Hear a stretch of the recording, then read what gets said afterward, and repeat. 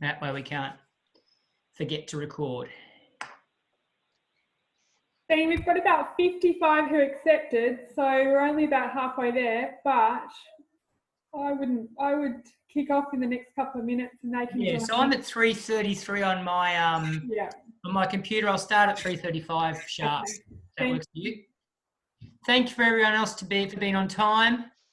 Appreciate that.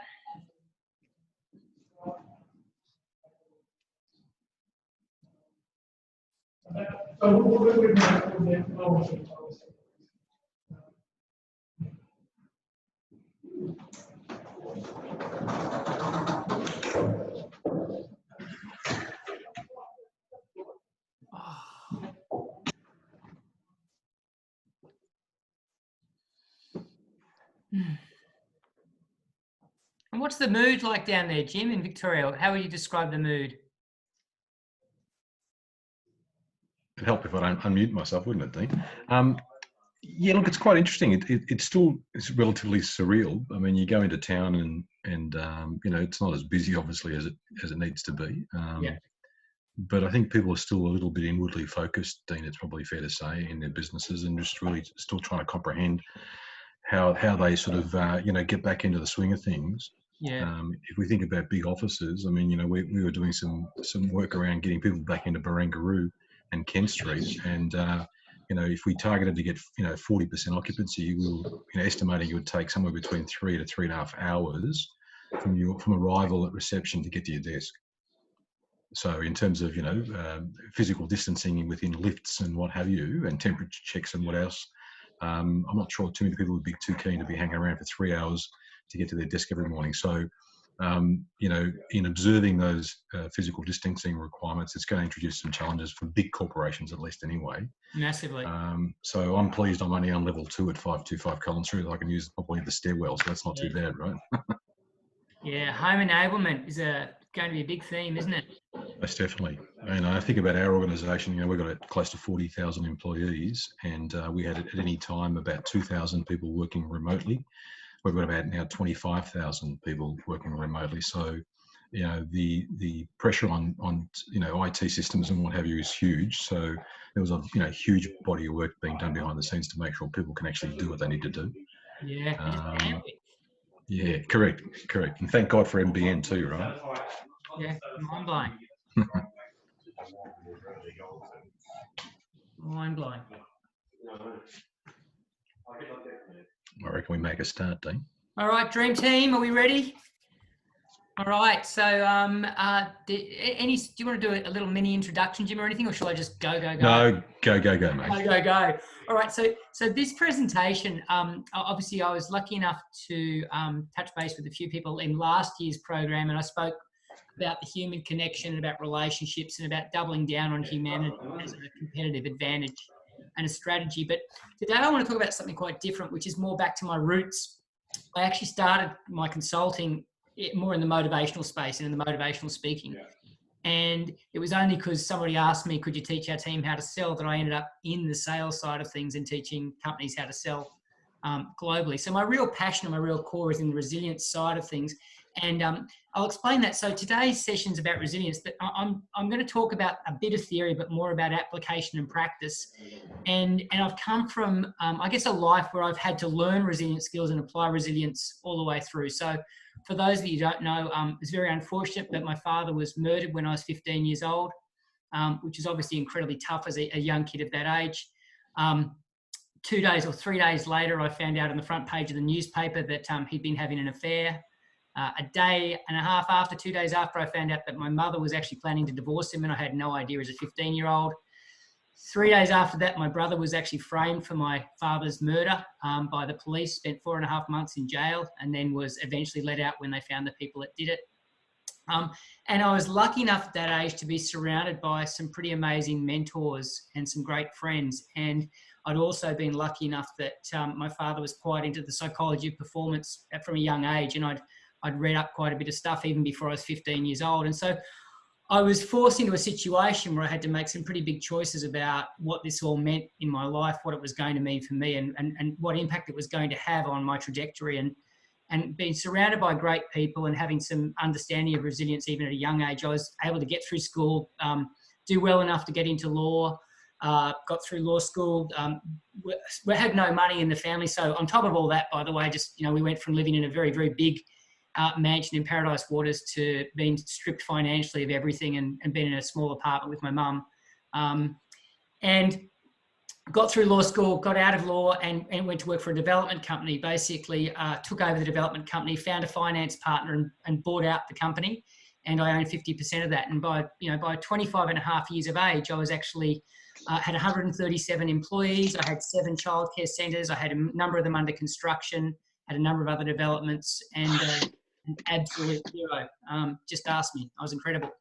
By 27 and a half, I'd blown up every bit of that empire and ended up in massive debt. And had to call on my resilience skills once again to figure out what all of that meant. And I'll tell you where the story goes to from there. But so throughout my life, I've managed to have incredible highs and incredible lows. But the one consistent thing is that I've always had this set of skills that I could go back to again and again and again, so that no matter what happened to me, I always knew that inside myself, there were things that I could control that enabled me to pretty much get through any situation. And COVID-19 is really interesting. It is an incredibly challenging state of affairs on so many angles, because I think that we're facing a lot of challenges. I want to talk about that so that if you are facing challenges, if you are feeling down, you can understand what's going on. And when you understand, you're in a much better position to take control. I was listening to a psychologist on a session the other day, and it was really profound. She said, look, crises like this may show you your strengths.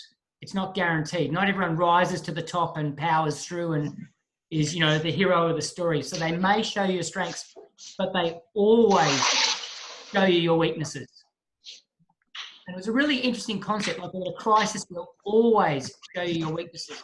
And I think COVID-19 is a really good opportunity if you're young in your career. I think someone needs to mute they're banging around. It might be Mark Bray.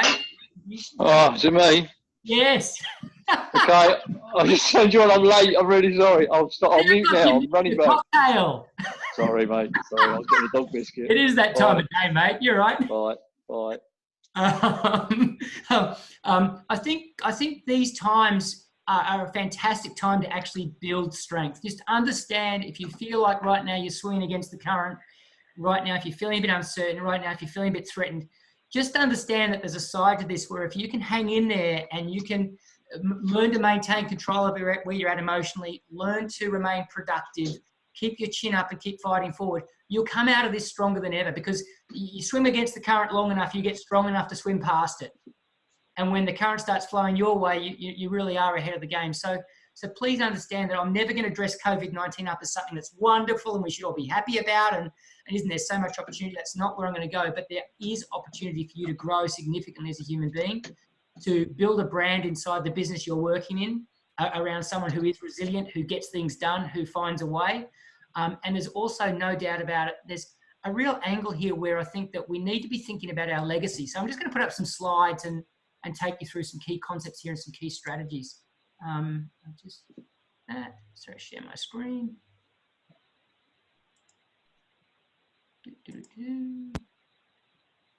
Great stuff.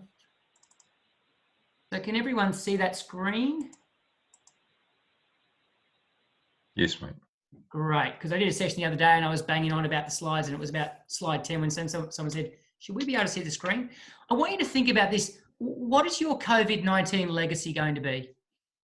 And what I mean by that is in 5 to 10 years' time, when we're looking back on this and we're talking about the impact that this had on you, the impact that it had on those around you, the way that people think about you through this period, what will people be saying about you? And I think that's really important, because what you all need to understand is that the positive points that you score in a crisis are what I call double points. If you help somebody out when there's a crisis on, you get double points. They will never forget it. They will always admire you. They will always appreciate it so much more than if you'd done exactly the same thing in normal times. And so the upside and the value that we can get as as a valuable commodity in the marketplace, as well as a human being, as well as a friend, as well as a partner, as well as a brother or a sister, is significantly higher in these crises moments. And what I wish for all of you is that you come out of this better and stronger, and that you come out of this with relationships that are stronger than they ever could have been, because you helped people out, or you stepped up, or you could be counted on when so many others around them couldn't be. And so there is a really big opportunity for us to build our brand, and to build our value, and importantly, to build the love that we have for those that we care about, by stepping up and being the person that can do, or that does do, in this moment. Now, what's going to really define that is whether you're living what I call your best life. So I call this the better sales life. You know that my focus is around sales, but the same principles apply no matter what you're doing, whether you think you're in a sales role or not. And when we're living our better life, we're chasing our two highest needs. Our two highest needs as human beings are the need for advancement or progress, and the need for contribution. So contribution's about the need to help others out. We feel good when we're helping other people out, when we're supporting them, when we're taking care of others. So one of the things I love about working with Jim is Jim has this wonderful focus on helping clients and helping people out and helping all of those around him out. It's something I really admire, and that's how I got involved with this program. Was basically Jim called me up and I said, for you, anything, because that's part of his brand. Now, here's a really big challenge. In the COVID environment, most people don't feel like they're advancing. In fact, they feel like they're going backwards. And most people who are used to thinking about helping other people out are actually in a state of mind where they're going, can I even help myself? Can I even take care of my own family? Am I about to be put in a position where I can't provide, where normally that's just something I don't even think about? So when we're in our best state, when we're operating at our highest level, when we are the best version of ourselves, these are the needs we chase. But the more work you do on yourself, the more you'll understand what it is that gets you to operate at that peak state and what it is that stops you. And what stops you is the needs below these not being met. So before we focus on advancement and contribution, we actually have to fulfill our need for connection. And let me give you, and connection is basically just, I feel like I'm connected to something or somebody. We have a need for connection. Some people meet it with a partner. Some people meet it with friends. Some people meet it with their footy team. Some people meet it with a running club. Some people meet it with nature and communing with nature. So it doesn't necessarily have to be with a human being. But let me explain this. If you're in a workplace and you feel entirely connected to the people in that workplace, to your boss, to the mission of the workplace, to what they're doing, then you are highly likely in that workplace to seek opportunities for advancement, and you are highly likely to go out of your way to help other colleagues. If you're in the same workplace and you're feeling completely disconnected, then you'll walk into exactly the same workplace with similar opportunities, but you won't chase the need for advancement because you'll feel disconnected, and you won't go out of your way to help others because you'll feel disconnected. And so this is the way we operate as human beings. If the need below is met, it's more likely that we chase the needs above. And it's when we're chasing our highest level needs that we are our best version of ourselves, and we become the human beings that we should become. Can you imagine a workplace and even a life where every single person around you was focused on connecting more effectively, finding ways to progress, and finding ways to help others? That would be an amazing place to work. That would be an amazing team to be a part of. That would be an amazing home environment. That would be an amazing family environment. So this is what we look like when we're at our very best. Question is, why do most human beings not operate at this level? Why is that the case? Isn't it obvious that we should all be operating at this level? And the reason most human beings do not operate at this level is because the needs below are not being met. See, it's an if-then challenge. If my needs below are met, then I'm more likely to live my better self. But if my needs below are not met, I will find it very hard to be motivated and to sustain performance at those top level needs. So I'm hoping that's making sense. So the question then is, well, what are those lower level needs? Because I better understand them, because if I know that if I meet those needs, I'll operate at a higher level, then I better be good at meeting those needs.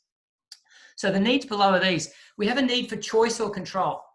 So we need to feel like we're somewhat the master of our own destiny. So when you feel in control of your time, feel in control of your activity, feel in control of the way you manage your life, you feel better about life. We also have a need for importance. So you need to feel like the person you are, what you do, and what you sell or produce at work actually matters. And when we feel like we've got some choice and control and we feel like we're important, guess what? We tend to connect, don't we? If at work, you're going, wow, I've got control over my destiny. They make me feel important. That's when we feel connected to our workplace. If you're at home with your partner, when you feel like you've got options and they're not telling you what to do and you feel like they're making you important, that's when you're more connected with them as a human being. And you go out of your way to make the relationship better, as in advance it, and you go out of your way to help them out. But if in exactly the same situation, you feel like you're getting told what you must do, you feel like you've got no control and you're not feeling important, then you will feel disconnected. So let's get back to COVID again. What do you think's happened to our sense of control and our sense of choice? Well, it's been absolutely smashed. Like smashed. So you thought you could travel anywhere in the world that you wanted to. You can't. You thought you could take holidays whenever you want. You can't. You thought you could pick and choose the jobs that are out there. You can't right now. You thought that you were so important that basically, they were going to roll programs around you and have parties around you, and you were going to sit on Facebook and send photos of everybody around the fantastic things you're doing. That's gone. So right now, a lot of human beings are not feeling great because they don't feel like they've got choice or control, and they don't feel very important. And because of that, they're not operating at those higher levels. But it gets even worse. There's a need below this that if it's not met, we don't even care about those needs, and that's the need for certainty. As human beings, we need to feel certain about things in order to start caring about the other needs. And I think that the reason COVID's had such an insane impact on our mental well-being, our emotional well-being, our ability to get things done, is that it has attacked us at the very core of certainty.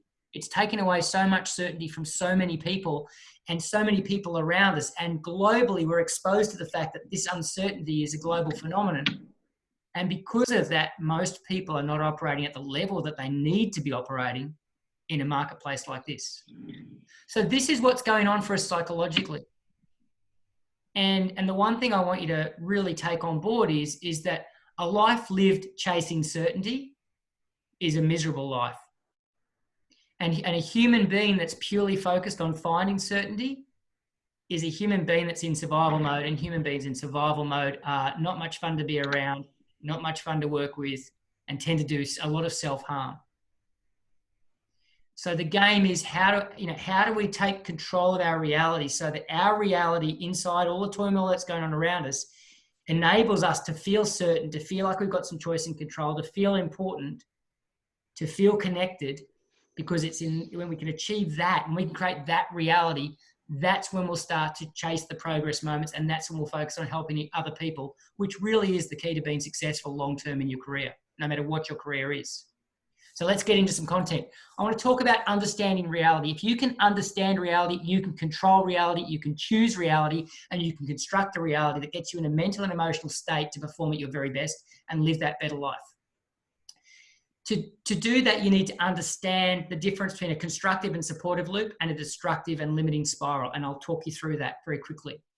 And then, how do we focus on these higher level needs and activities? If we get time to get there, we'll focus on that. But the main content is just understanding.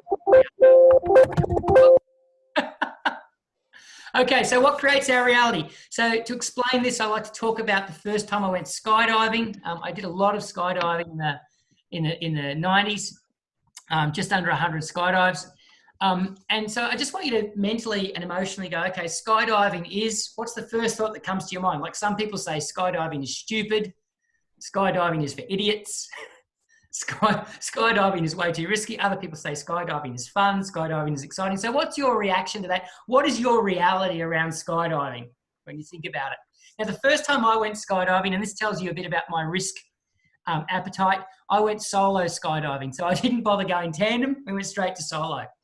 And there were 6 of us that drove down there, and 2 girls and 4 guys in 2 cars. And you're driving down, you're like, yeah, let's go. This is going to be unreal. Yeah, super pumped.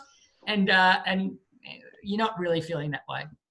You're actually really scared, like really scared. And you get down to the skydiving place, and fundamentally, skydiving place, and there's a barbecue going and people under canopy flying down and a plane flying in and out and sunshine and mountains and all you can think about is I'm going to die today. probably over there. I'm probably going to hit that part of the paddock. I'm going to die today. And you're just like, I'm going to die. I'm going to die. I'm going to die. And the job of the instructor the whole day is, no, you're not going to die. Actually, you're going to be fine. Thousands of other people have used this system to successfully jump. We haven't lost anybody. You're going to dive out with 2 instructors who have a 6,000 dives each experience. You've got all these fail-safes in your parachute. No, I'm going to die. No, you're not. No, I'm going to die. No, you're not. And the whole day, they're just basically coaching you to get out of the mindset of I'm going to die to the mindset of, no, you're not. You're going to be fine. The systems, follow the process, follow the process, follow the process. So it's all fine.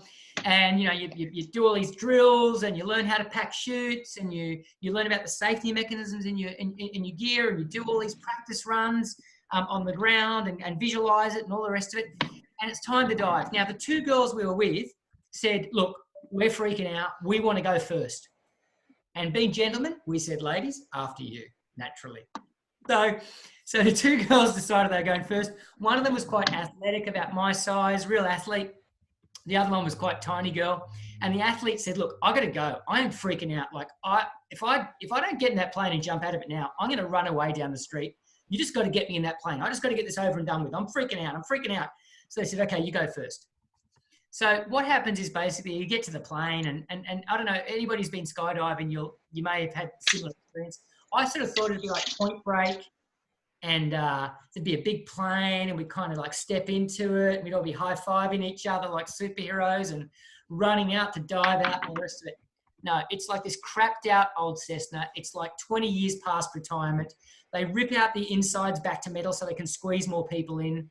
The pilot's chair looks like it's been chewed on by a lion and they gaffer tape the whole thing up. The pilot is 18 years old and he's got a parachute on. So that's the scenario. That's the plane you're getting into. And so the drill is, first instructor gets in, you go in behind them, other instructor gets in, so they've sandwiched you, and then basically it takes off and it flies up to dive height. And we were diving from 12,000 feet. So what's meant to happen, this is what's meant to happen. You get to dive height, time to dive. 3 of you kind of shuffle up towards the door. The first instructor gets to the door and you shuffle up behind them, and then they basically climb out the door and they hang onto the strut of the wing. So they're basically hanging onto the strut and they're looking back at the door. And then you get to the door and you stop. And then the other instructor comes up behind you, taps you on the shoulder, and you look at them, then you look at the one on the wing, then you look at them, and it's good to go. Then you put your foot outside the door onto this little stirrup, you grab onto the struts, you pull yourself out, other instructor comes along, grabs an arm, grabs a leg, instructor on the wing grabs an arm, grabs a leg, and you go, check, check, check, 1, 2, 3, and away you go, and you're flying. That's what's meant to happen. First girl, true story. Literally, instructor is in front of her, gets to the door, starts climbing out onto the wing, and she just goes, ah, and dives straight out the door. Instructor on the wing's like, oh my God, like manages to grab an arm and fall with her out the plane. Instructor inside is like scrambling, dives down, does the big Superman, manages to grab a leg. She rolls up into a ball, which is called going fetal, okay? And basically, she starts spinning. Now, you fall at 180 kilometers an hour. So you've got this spinning thing at 180 kilometers an hour, an instructor hanging off a leg, an instructor hanging off an arm, and they're falling. And basically, they're at like 11,000 feet. They're at 10,000 feet. They're at 9,000 feet. And these instructors are like bashing her and bashing her and bashing her to try and get her to wake up. But she's not waking up. They're at 8,000 feet. They're at 7,000 feet. It's almost time to pull the ripcord. But if you pull the ripcord and she spins into it, the chute opens up around her and goodbye. 6,500 feet, it's getting ugly, and she goes, and she's flying. And they're like freaking out. It's altitude, altitude, altitude. It means pull your ripcord, pull your ripcord, pull your ripcord. So she smiles at them and goes, oh, pulls her ripcord, bang, chute opens up. Happy days.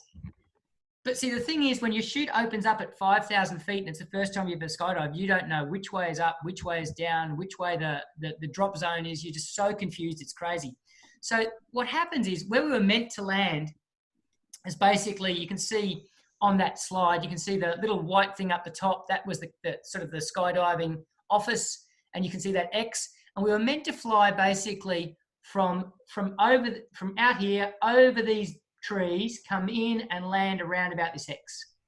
and there's a guy down the bottom who's visually spotted you, and you've got a walkie-talkie in your ear, but it's only one way, and he says, turn left, turn right, turn left, and he guides you in. So he says, turn left. Guess what she does? Turns right. Her brain's just fried.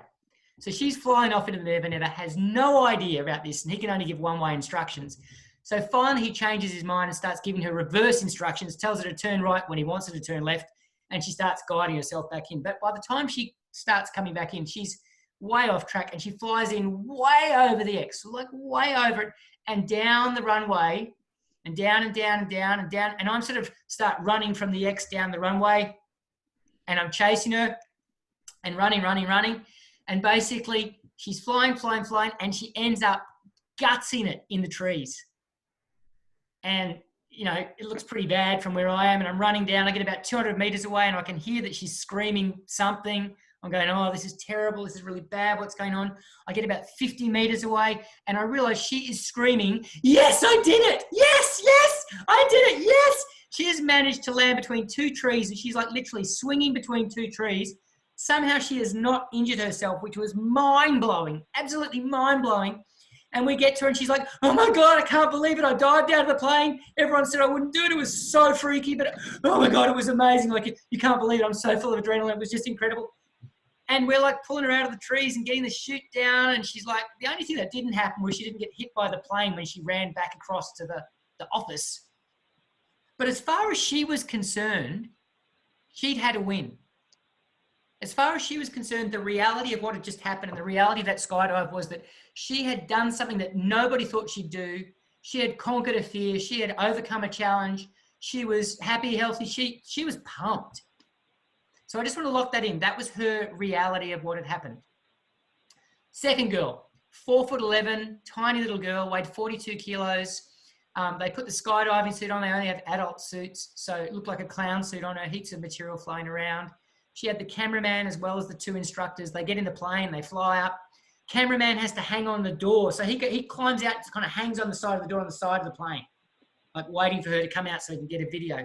Other instructor climbs out onto the wing. She gets to the door and stops. Good stuff, following the system.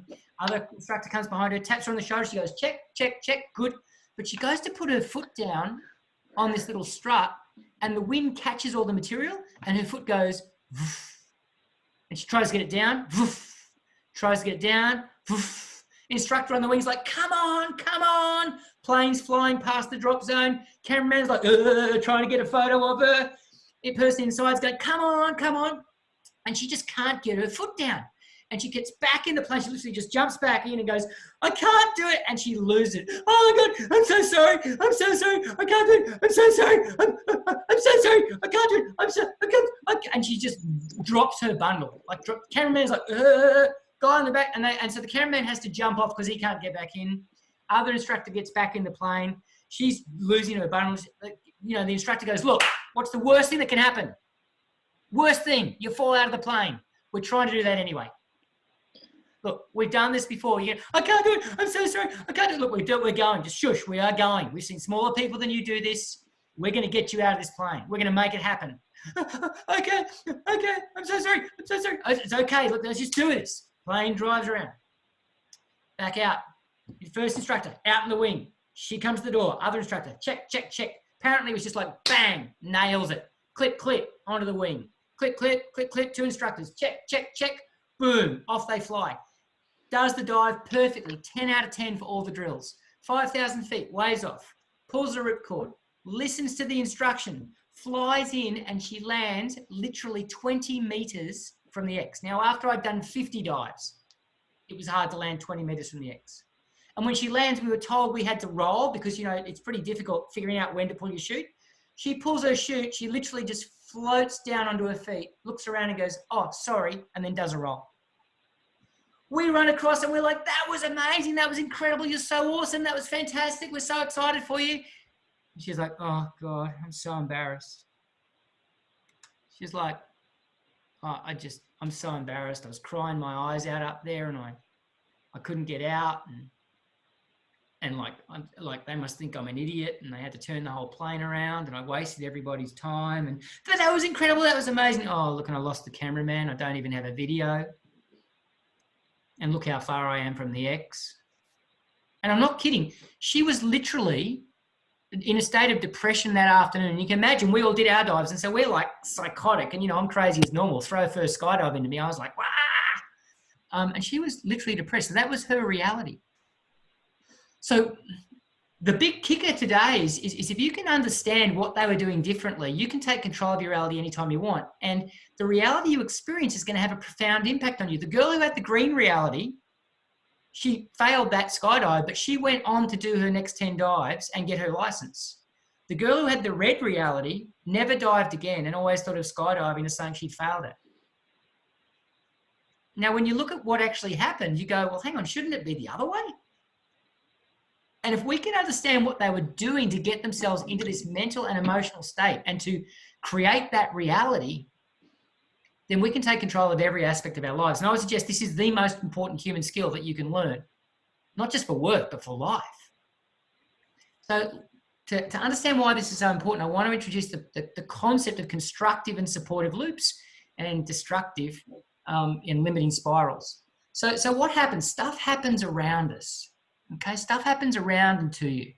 And as an example, maybe your boss misses your one-on-one, or maybe they've missed it for 2 weeks in a row, or maybe your friend loses their job, or maybe you're at home and your partner snaps at you. So things happen to us.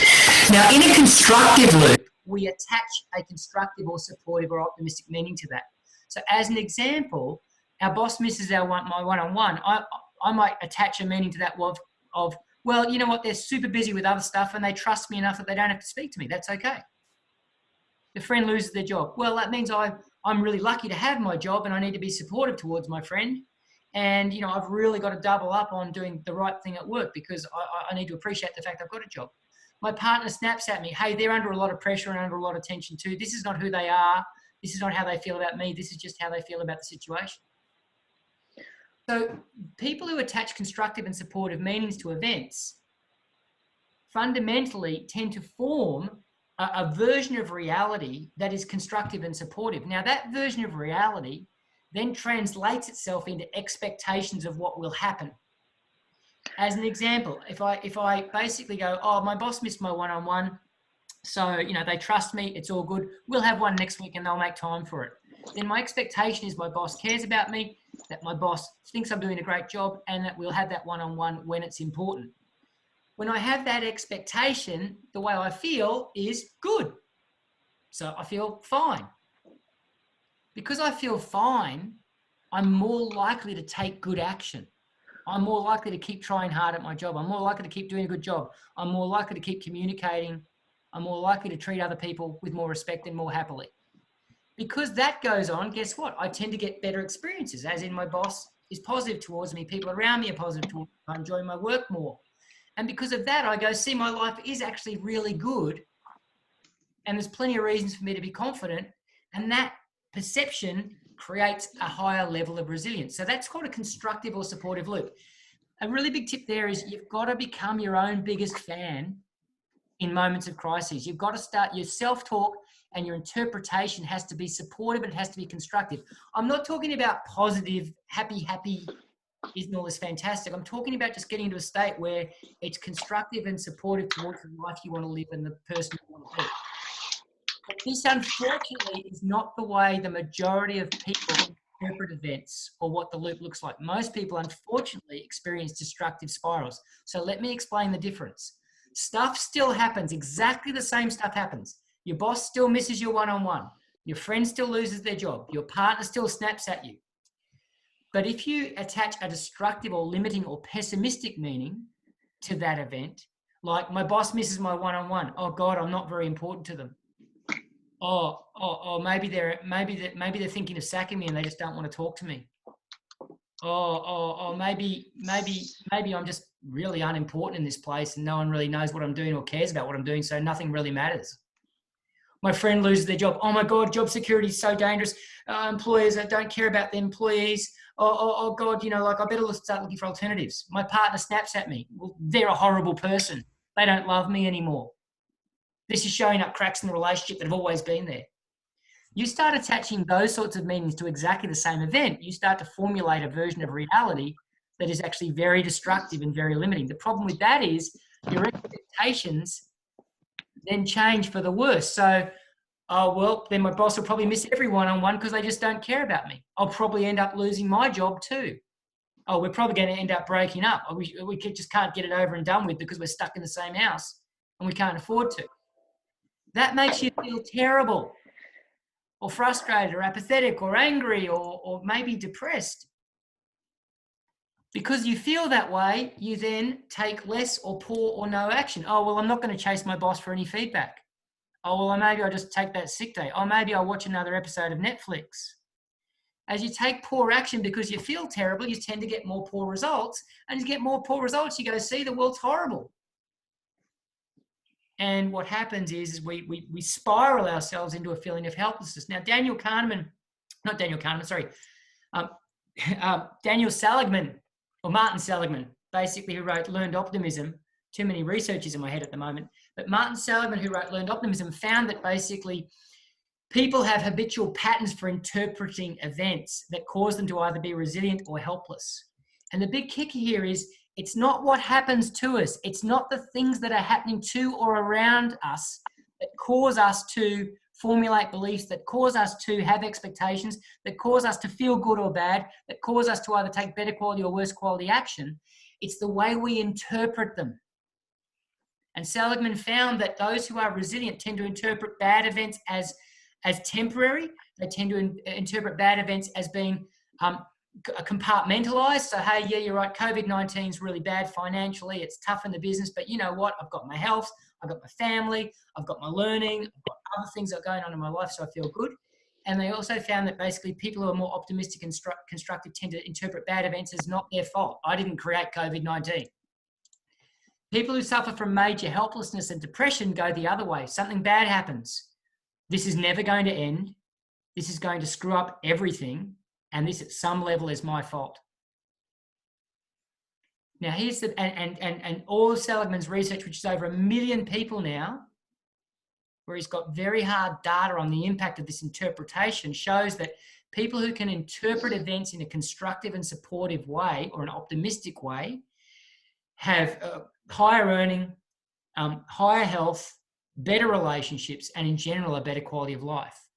So the question is, what is the skill we need to learn to interpret more effectively? Because the thing is, all of us have developed a set of habits over our lifetime where we're at a certain point in time or more optimistic or more pessimistic. And if we can understand what it is that we do, we can take control anytime we want. So here's what they were doing differently. The girl in the green, the girl who experienced the green reality, she was asking a different internal question to the girl in the red reality. What you need to understand is before you go from something happening to formulating a belief about what it means, you ask yourself a question about it. Now, the question will determine what answers your brain gets and will determine what belief or reality you formulate. Let me explain. Girl hanging up in the tree, totally screwed up the dive, just about took out 2 instructors, failed the dive.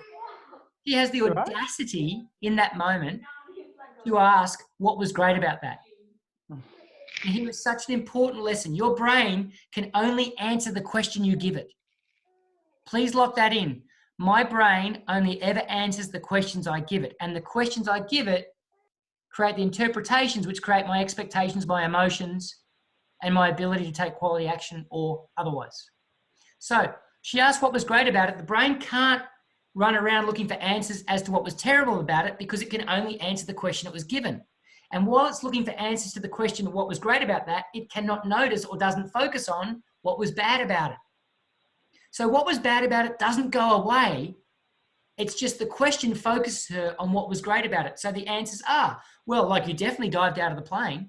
Well, what else was great about it? Well, like, you know, you got out of the death roll. That was pretty cool. Well, what else is great about it? Well, and it's got to go find an answer if you keep asking. Well, you got a hell of a story to tell. But what else is great about it? Well, you didn't injure yourself. That's amazing. Well, what else is great about it? Well, now you can go and have a beer because you're done for the day. And as you get those answers, you feel better and better and better about what's happening around you, and you're more likely to take better action. But this often goes the other way for people, especially in moments of crises. So our red girl was asking a very, very different question. Now, arguably, on an objective level, she had a much better dive, a much, much better dive. But she was asking, you know, just think about this. Can you figure out what she was asking? Just mentally make a note. Can you figure out what she was asking? Because what she was asking was this: what did I do wrong? So the scary thing about that question is, one, it presupposes that she did something wrong. So she's gone before she even starts, because there is an assumption in that question that she must have failed. And the brain doesn't go, look, you're not being fair to yourself. You need to ask a different question. The brain just goes, well, that's the question you asked. So that's the question I'm going to answer. And here's the scary thing. While the brain's answering that question, it's not allowed to pay attention to or focus on all the things that she did right. It deletes those. So away the brain goes, well, what did you do wrong? Well, you broke down in tears. Well, what's wrong with that? Well, that's really embarrassing. Well, what else is wrong? Well, like, you wasted people's time. Well, what else is wrong?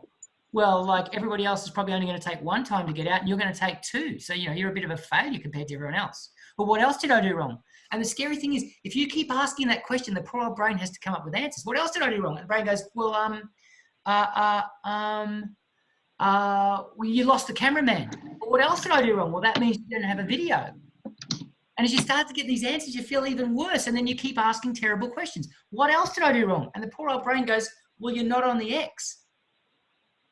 And starts coming up with stupid answers to make you feel bad, but it has to answer the question. And then the worst thing is, as you're feeling terrible because you're getting these answers, you get into your high quality questions like, why do I always do everything wrong? And then bang, you got a host of answers that you can drag up and you feel absolutely terrible. When you feel terrible, you take terrible action, get more terrible outcomes. And the whole thing is a horrible spiral. So the point here is we need to learn to take control of our emotions and our expectations. And the way to take control of those is to take control of the questions we're asking. We can't change what's happening to and around us. We can to a certain extent. We can hang around better people. We can do more work. We can do more preparation. We can set ourselves up for success. But if you're really having a crack at life, bad things are going to happen. And so we need to take control of our questions. And look, let me give you an example of my life. You know, so as I said, you know, there's many other moments. I've shared just some of the high level stuff. Well, not high level stuff, some of the early stuff that's been hard. But with the childcares, what happened was built this empire, was killing it, employees, headed for 40 under 40, rich list, from having had zero wealth in the family. Ego was huge, feeling great about myself. And then a couple of years later, blew it all up, got into a massive legal fight with my financial partner, of which I have to take some of the responsibility for. I can tell you now, back then I didn't. It was all his fault. And I went from absolute hero to being $437,000 in debt. And I remember writing down all the amounts. Now, luckily, I wasn't writing them down for a trustee in bankruptcy. I was writing them down for myself. And I had a mindset, you know, I'd been absolutely smashed, but I still had a mindset of, I'm not going bankrupt. I'm one deal away from success. I'm going to find a way. Here we go. And one of my friends said to me, you should sell photocopiers and technology. And I said, you're an idiot. You have no idea how much debt I'm in. And I said, no, mate. And he said, no, mate, you're an idiot. You have no idea how much you could earn with your set of skills and your network. Like, I'm telling you, that's where you should go. And I went, oh, well, look, I've got nothing to lose and nothing else to do. So, yeah, set me up with a meeting. So I got my own patch to sell photocopiers and technology. And I've got to tell you, the first 3 or 4 weeks, I was not asking questions that put me in a empowered or constructive or supportive mental state. I was asking questions like, how did my life come to this? I was thinking about my business partner. Why is he such an idiot? Why did he do this to me? I was going, how did I end up in sales? How embarrassing is this? And I knew enough about this stuff to go, Dino, you are asking questions that are not putting you in a place that you need to be, buddy. Like for the place you need your mind, because, you know, I knew enough to know that basically the thoughts and emotions that dominate my mind and my heart will dominate what happens to me and dominate my reality. And I went, you've got to change your questions, buddy. And I knew I had to reprogram myself because I got myself into a pretty bad spiral. So I put these questions on the mirror And basically, so I had to read them every morning and I had to read them every night, and I put them on a business card in my wallet, so I had to read them in the middle of the day. And these are the questions that I decided were going to dominate my mind. And by deciding these questions were going to dominate my mind, what I was actually doing was saying, these are the thoughts that are going to dominate my mind, and these are the emotions that will dominate my heart. And so I used to ask, where is the money today? I got into work at 5 a.m. because I had to basically learn about 5 years of deals in the patch that I took over. And it took a long time to figure out each deal. And I went, if I can learn how all these deals are structured and how all the numbers work and how these deals were done in a rapid way, then I can accelerate through the curve. So I used to get it at 5 a.m. and I'd literally open the door because no one else was there. They gave me a key, and I would run up the stairs yelling out, where is the money today? Where is the money today? Now, that's a pretty extreme question, but I was in a pretty extreme place, and I had to make sure my brain was focused on how I was going to earn $1.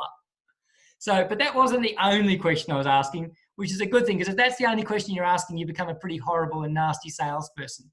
I was asking myself, what will I do to get one step closer to my goals today?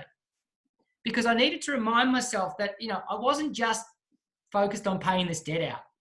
Because if all you're focused on is paying your debts, it's very hard to get motivated. So I got back into my goal setting, reset goals, and reminded myself that if I can just get one step closer, then I am the sort of human being that can eat the elephant in a decade. And it's amazing what I could achieve in another decade if I just gave myself the running ground and just took that one step each day. I asked myself, who will I motivate to help me today? I could never have done what I did in terms of paying out all the debt and getting back on top in a very short period of time unless I leveraged and tapped my network. And the funny thing is, by asking that question every day, I was much more focused on helping out my network and connecting with my network and engaging with my network and letting my network know what I was doing than I ever would have been if that question wasn't dominating my mind.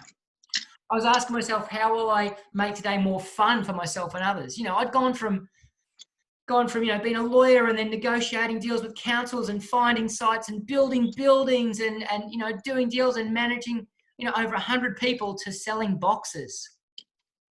And I knew if I didn't find a way to make it fun, that I was never going to stay motivated and excited enough to do what I had to do. And so part of my whole brand with customers became, Dean's a lot of fun to do business with.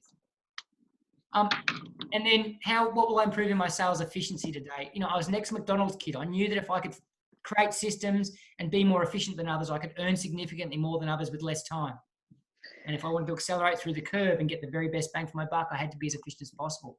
So those are my questions for that situation. And by reprogramming myself, about 2 years later, I was out of debt and on the way back to the top. But the question I've got for all of you is, what questions need to be on your mirror? How are you going to make sure that what's dominating your heart and your mind in this crisis that we find ourselves in, and in the situation we're going to find ourselves in the next 6, 12, 18, 36 months, what questions do you need on your mirror? Because it is the questions on your mirror that are going to determine what's dominating your head and dominating your heart. And more than ever before, we need to be taking control of it. We absolutely need to take responsibility for and control of our mental and our emotional state. Because if we don't, and if we leave that to everything that's around us, there's way too much stimulus that's taking us down that unfortunately destructive and limiting spiral. So a couple of thoughts here. Questions to avoid. When is this going to end? Look, it's a virus, guys. You can ask a virus all the questions you want. It's not going to give you an answer. You can give the virus a timeline. It's not going to adhere to it. When is this going to end? Nobody knows. So stop asking that question. Far better question is, how do I adapt to this right here, right now? How can I perform in this environment? How can I get the most out of this? You don't want to be asking, when's it going to end? Who's to blame? Blame is the gateway to anger, frustration, and depression. When you look on Facebook and you see all the outrage and the Chinese are to blame for this, and ScoMo's to blame for this, and the Premier of Victoria is to blame for this, and the Premier of Queensland's an idiot, and the government needs to be doing better. There is no value whatsoever in looking for someone to blame or getting caught in the outrage torrent, because it's only going to take you one place, and it's the wrong place. Why are they doing that to me? Look, people are going to behave strangely. Don't try to get behind it. We've got to be more empathetic towards others and more generous, because they're not doing it to you. They're reacting to the current situation. And why can't it be easier? Guys, One of my favorite ever quotes, sayings, philosophies was from Jim Ryan, or that was the first time I ever heard it. And he said, "Do not wish for things to be easier. Wish that you were better." And that's so profound. Do not wish for things to be easier. Wish that you were better. And I know this might sound a bit strange, but I get a bit excited about tough times, because for me, this is when I believe I'm at my best, and this is when I believe my competitors are at their worst.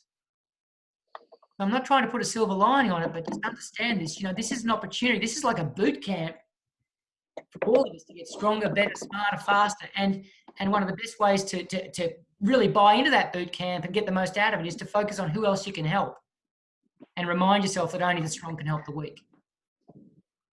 Questions that if I was in sales, and look, you can adapt these questions to your role, that I'd be asking is, look, where am I going to get the best return for my effort today? Performance and what's going to work in this environment is a day-by-day, moment-by-moment basis. You've got to be asking that every day, because the habits that made us successful 3 months ago are not the habits that will make us successful in this environment. And this environment will continue to change and move and move and move. And it will get worse before it gets better, but then it will get better, and then it'll get worse, then maybe it'll get better. But so we've got to be checking in day after day. What will I get? Where will I get the best return on my effort today? What daily habits will ensure I win the morning? You've got to be winning the morning in an environment like this. You've got to be so careful of what you put into your head when you wake up. You've got to be so disciplined about the first thing that you do, the first thing that you listen to, the first thing that you see. Because if it's the news about what's going on in the States and the riots and the racism and the politics, you're guaranteed to do your head in. What are my clients concerned about? So if you're not a salesperson, think about your internal clients in the business you work for. What are they concerned about? What can you help them with? That should be dominating your mind at the moment at work. And how do I make the most of this? And then what am I grateful for? Please understand that no matter what's going on, no matter how much stress you're experiencing, no matter how bad you've got it, there are a lot of people who've got it much worse off. And there are a lot of things that you could or should be grateful for. One of my favorite sayings and mantras for myself is, my problems are other people's dreams. The stuff that I worry about is stuff that people wish they could worry about. So, the gratitude is a superpower, but it's a habit and it's a practice and it's a skill. And then just in general, these are the questions that I believe really drive growth. Why am I passionate about doing this? Passion is not excitement. The definition of passion is a willingness to sacrifice for. You've got to get back in touch with, why are you willing to sacrifice for this job you're doing, or this relationship that you have, or this health that you're chasing? What skills am I going to develop to improve? I've got my conversion, because as a salesperson, that's absolutely critical. But what skills will I develop to improve? You insert whatever's important to you, your role there. How can I use my time more effectively? I can take your relationships away, you can earn them back or create new ones. I can take your health away, you can recommit and get healthy again. But if I take your time away, you can never get that back. So how will I use my time more effectively? Every billionaire only has 24 hours. Every Olympic champion only has 24 hours. Every amazing parent only has 24 hours. It's how they use their time. And one of my questions for me is, what's the person who's earning twice as much as me and having twice as much fun and doing it in half as much time, I couldn't fit that on the page, doing differently to me? I always remind myself that there's someone who's exactly the same as me, but they just got it tuned in so much better. Because if I can learn from them and believe that they're out there, then I'm on a constant path to making life better. And then the last one, I think as Australians, we're not very good at this. Who can help me do more, be more, and achieve better? Now more than ever is a time where we have to surround ourselves with the right people. We have to tap into our networks. We have to be willing to help others, but we also have to be willing to be helped. And these are the questions that I believe will enable you to create a mental and emotional state that will create an absolutely amazing quality of life for you, no matter what it is that you want to do, both at work and at home. So I'm going to pause for breath there. I'll leave the last little bit out. And if there's any questions, please ask away.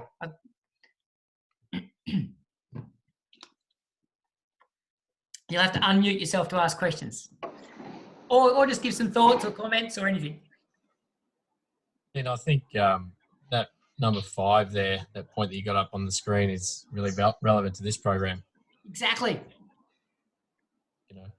I think what we've been trying to get the message across to the mentees is that you're in this program for a reason. You know, you put your hand up to be in it. You want to be a part of it. You want to get out of your comfort zone. You've got all these mentors and other mentees in the same boat, agreeing to create this, you know, friendly environment to help you grow. So I think, you know, use it. Yeah, Reach out to people in the network and learn as much as you can. This program can and should be an amazing jumpstart to an incredible career. And the essence of that is the scale and the depth of the networking that you do inside the other mentees and mentors. And you know, an absolutely committed focus for the next, you know, 5 or 6 months as you're still part of the program to that side of it could accelerate, you know, everything you want in your career by a very significant amount. So it's a really good point. Any questions or comments? Bueller, as they say. Dean, just a quickie from me, if I may. You're an amazing individual, and your generosity of spirit never ceases to amaze me. Thank you. Was there a turning point for you in your career or life where just the willingness to give without expecting anything back in return? 100%. Yeah. Yeah, I was horrible as a younger executive. I was just 100% self-centered. Like my entire construct of reality was all about my outcomes, my goals, what I want to do, what I want to get. And so there were a couple of turning points. In the childcares, I actually surveyed all of my staff just to confirm that I was unreal and confirm that I was a lovely person and that I was an amazing leader. And 93% of people pretty much said I was a total prick. So it's pretty hard to ignore that. And that sent me on a journey of discovering more about communication preferences and style, because it was interesting for me because I genuinely cared about the education. I was passionate about the young kids in the childcare centres. I really cared about the well-being of the employees, and I was passionate about the mission that we were on. But I didn't convey that. I didn't share that. And then I think that then led me onto a journey of understanding empathy and probably focusing a lot more on, you know, it was that Covey story of seeking to understand before being understood. And the story that goes with that in the book really woke me up to the fact that I needed to pay more attention to what other people were feeling and what was going on for other people. And I think that's my superpower in my consulting is that I can step into somebody's shoes and think and feel and then figure out solutions from their point of view very, very rapidly and very, very effectively. And so that journey into understanding empathy and practicing empathy skills made a massive difference. And then I think I had another transition, which was actually working with a number of people over at Macquarie Bank as a consultant and making some very clear choices and decisions about what integrity actually meant. And making some very clear choices in my life about the fact that I wasn't willing to sacrifice integrity for money or gain, and that I'd always be better off.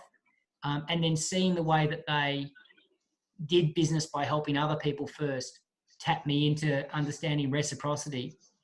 And my whole life got so much better when I started focusing on giving to others and just having faith that it would come back, but then also got good at asking for it back. So it's been a journey. But yeah, absolutely. I started on the wrong side of this. But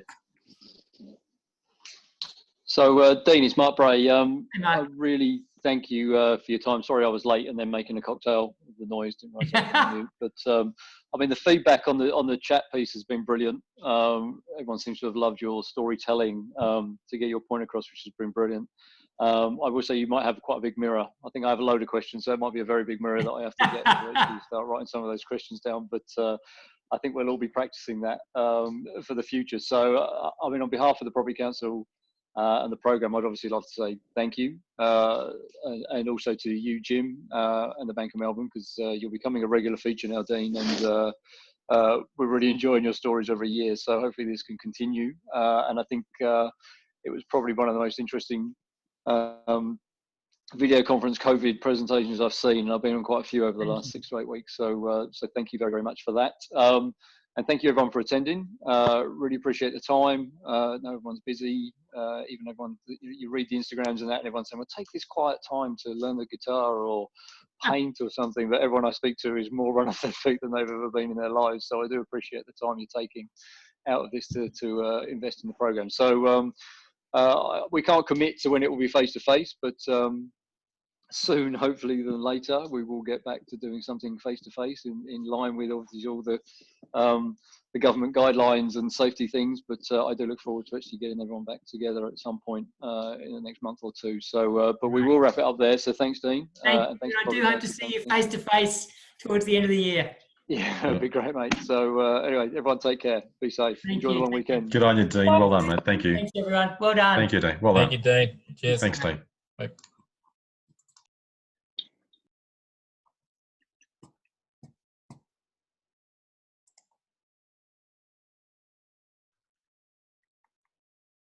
Dean, thanks so much. Thanks, Nicole. Thank you. That was amazing. I'm just thinking, everyone I know should be listening to you. So how else can we use you across our business? So well done. Yeah, really good. Thank you so much. Great. Feel free to reach out if you want a session for the business. More than happy. Absolutely. Thank you. Take care. You can take your tie off now. Great. Bye. See ya. Bye.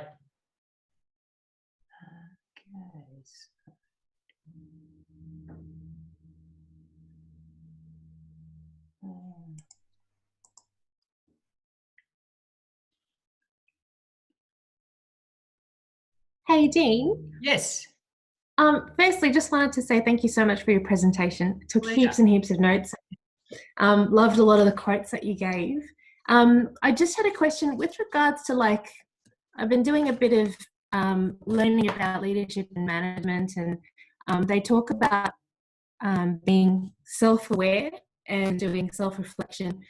The questions that you were talking about, where you're going against the questions you give it, and you can either choose to focus on what was great about it or what did I do wrong. When you're looking at self-awareness, though, is there a place for answering or asking both questions to get a better understanding of yourself and how to grow personally and professionally? I think for me, my journey of self-awareness has been more about what's driving my behavior, both good and bad. And so when I get into a destructive spiral, or when I do something that's limiting, or when I snap at somebody that I care about, or when I don't follow through on doing something, rather than beating myself up, I tend to dig a little bit deeper and go, okay, what's actually going on here? What am I asking myself? What outcomes or experiences or parts of the situation am I focused on? Where has most of my stimulus come from for the last 2 or 3 hours? So I think for me, self-awareness is much more about understanding what's triggering off the good and the bad, accepting that there's always going to be the good and the bad, but realizing that it's always a choice. It's always a choice. And I think the big thing that most people do is they're much more reflective when they do something bad or they perform poorly than they are when they do something really well. And my one suggestion, in terms of your journey into self-reflection, and I think there's lots of activities that you can do to improve your reflection, and I think as a starting point, understanding what your personal values are. That was probably the first really deeply reflective exercise that I did that had a true impact on me. Yeah. And understanding what you're moving away from values are as well. So, because a lot of us are much more driven by the pain that we're trying to avoid, as in, I don't want to be embarrassed, or I don't want to fail, or I don't want to be bored, or I don't want to be depressed, or whatever it might be, than we are by, I want to be healthy, or I want to be excited, or I want to be,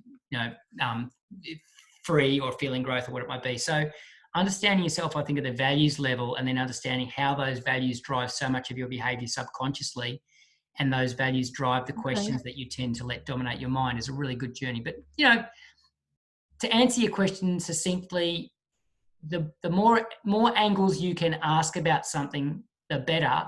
But what you don't want is the negative angle to be dominating your subconscious interpretations of all events around you.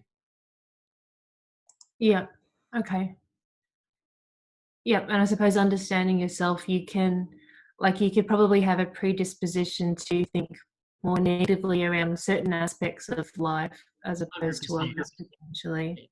A classic one from Seligman's research is, do I allow one event to permeate not just everything relating to that event, but everything in my life? So do I get into that habit of going, this is going to ruin my whole day, or this is screwing up my whole life, or, versus, yeah, you're right, they're upset, but they're just upset today and they'll get over it and it's not going to last forever and we'll figure it out. And so I strongly recommend reading that book called Learned Optimism from Seligman, because I think that in terms of self-reflection, leadership, coaching others to perform more effectively, it's a really good foundation piece. Awesome. Really good. Excellent. I'll note that down. Thank you so much. My pleasure. You go get them. Dean, I've got a question for you as well. I've stayed online. Well done. One question, I promise. You're right. Thanks for your presentation as well, by the way. Pleasure. What do you speak to someone regularly? I know obviously you're a very positive person. Is there someone that you speak to regularly to gain or to improve your motivation? Yeah, so I'm very, very disciplined about listening to and reading from a bunch of authors that I've found through my life inspire me and motivate me and get me thinking. So I'm more likely to be listening to or reading than speaking directly to someone. So that's one thing. The second thing is I meditate regularly and always and have since I got put into a meditation class when I was 12 and a half years old. So I tend to clean a lot of clutter out through that process. But I've also, I exercise nearly every morning with a group of amazing guys. And so I tend to find that I talk to a group in lots of little pieces as opposed to bundling it all up and then talking to somebody about everything, if that makes sense. Yeah. But I've been very, very deliberate about creating a peer group that I can go to with anything and get really intelligent and empathetic and trusted commentary. Yeah. And that made a massive difference in my life. I think that's what's important. Lots of people are missing that. 100%. Yeah. But you've got to create it. It doesn't create itself. And you've got to be the sort of person that they'd want you to be part of their group. Yeah. Yeah. Thanks for that. Pleasure. Go get him. Great work. Thank you, mate. Appreciate it. Take care. Cheers. Bye. Bye. What's going on here? Oh, there you are. Stop shit.